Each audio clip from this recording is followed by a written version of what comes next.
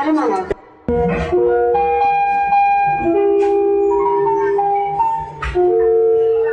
Narimanov stansiyası. Narimanov Station. Qapılar bağlanır. Növbəti stansiya Ulduz. Hörmətli sərnişinlər, bir-birinizə qarşı diqqətli olun. Əmrlərə, qocalara, uşaqlı qadınlara yer verin. The doors are closing. The next station is Ulduz. Ulduz stansiyası. Ulduz Station. Qapılar bağlanır. Növbəti stansiya Koroğlu. The doors are closing. The next station is Koroglu.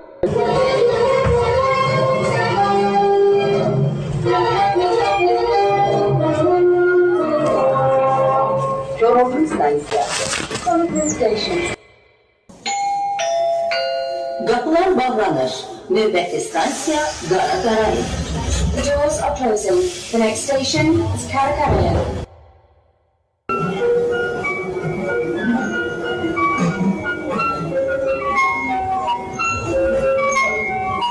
Qaraqarayev stansiyası. Karakarayev Station. Qapılar bağlanır. Növbəti stansiya Neftçilər. The doors are closing. The next station is Nevchelen.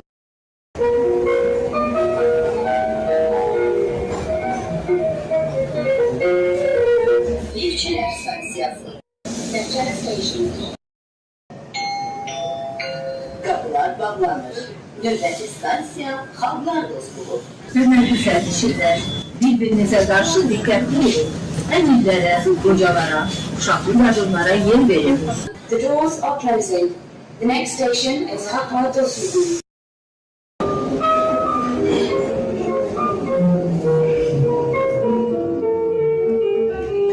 Xalqlar Dostluğu stansiyası. Halklar Dostluğu Station.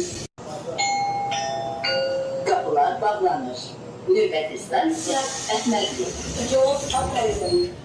The next station is Ahmedli. Qapılar bağlanır. Növbəti stansiya Əhmədli. Qatar Dərnəgül stansiyasına gedir. The doors are closing. The next station is Ahmedli. The train is moving to Darnagul Station.